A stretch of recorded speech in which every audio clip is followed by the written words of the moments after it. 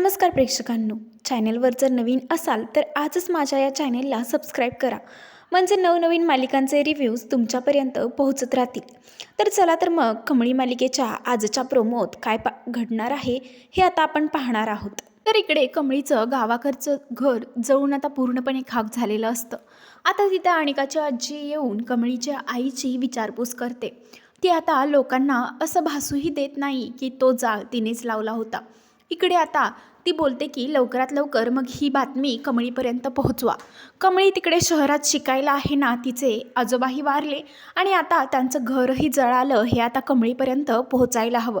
लवकरात लवकर यावरती तुम्ही काहीतरी निर्णय घ्या, मी आता येते, असं बोलून अनिकाची आजी तिथून निघून जाते. हे सर्व आता गौरीने पाहिलेलं असतं. गौरी आता पूर्णपणे घाबरलेली असते. गौरी बोलते की हिला समजलं तर नसेल ना की कमळी ही माझीच मुलगी आहे. देवी आई, आता तूच मला या संकटातून बाहेर काढू शकतेस, असं बोलून आता ती देवीच्या मंदिराकडे चालू लागते. तर दुसरीकडे कमळीला सोडवण्यासाठी, कमळीला वाचवण्यासाठी तारिणीही तिथे हजर झालेली असते. तारिणी आता गुंडांशी फाईट करते. त्यानंतर कमळीचे हात सोडवते आणि बोलते की काळजी करू नको. त्यावरती कमळी लगेच बोलते की तारिणीताई, तू माझ्या रक्षणासाठी आलीस, खरंच तुझे खूप उपकार झाले माझ्यावर, असं आता बोलून कमळी ही तारिणीला मिठी मारते. त्यानंतर ऋषीही आता कमळीला शोधत आलेला असतो. ऋषीला कमळी दिसल्यानंतर चला आता पटकन आपल्याला ग्राउंडवरती गेलं पाहिजे, असं आता ऋषी तारिणीला आणि कमळीला बोलतो. कमळी आणि तारिणी व ऋषी हे आता ग्राउंडवरती वेळात पोहोचतात. आता कमळीला ऋषीसोबत पाहून इकडे अनिकाही थक्कच झालेली असते. अनिका बोलते की एवढे सगळे प्लॅन करून पण ही गावचाप कशी काय वेळेत पोहोचते, आम्ही एवढे सगळे प्लॅन्स बनवून पण ती गावचाप दरवेळी कशी काय वाचते. आता नाही, मी तिला कबड्डी जिंकूनच देणार नाही. कबड्डीची विनर तर फक्त आमचीच टीप होणार, असं आता रागानेच बोलत ती आता सर्व मैत्रिणींना सूचना देते. त्यानंतर इकडे कबड्डीचा सामना हा चालू होतो. इकडे कमळीची टीमही खूप जोमात खेळत असते आणि अनिकाचीही.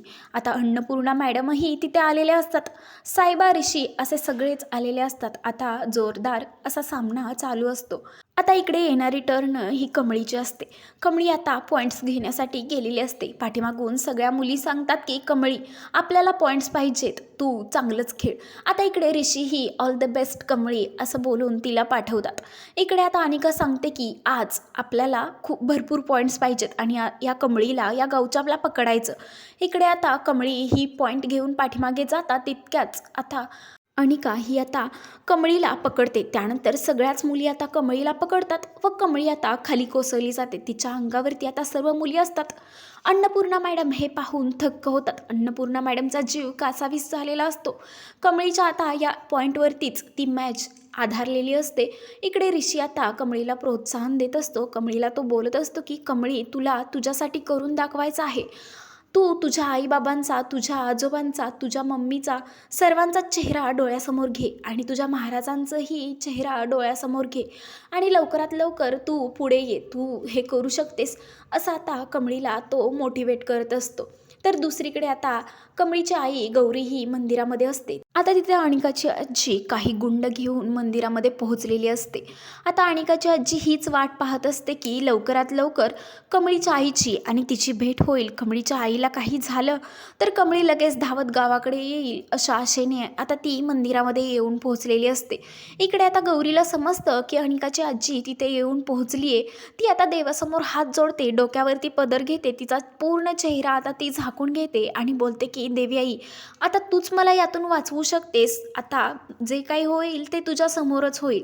मात्र इकडे अनिकाच्या आजीचं गौरीकडे थोडंही लक्ष जात नाही व ती आता तिथून निघून जाते व कमळीची मम्मी इकडे सुखरूपपणे बाहेर निघून जाते. असं काही आपल्याला कमळी मालिकेच्या येणाऱ्या प्रोमोत पाहायला मिळणार आहे.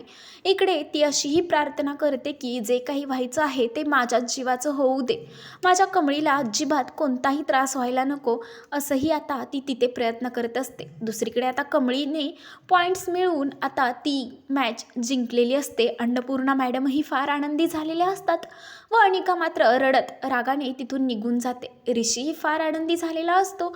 असं काही आपल्याला येणाऱ्या प्रोमोत पाहायला भेटतंय.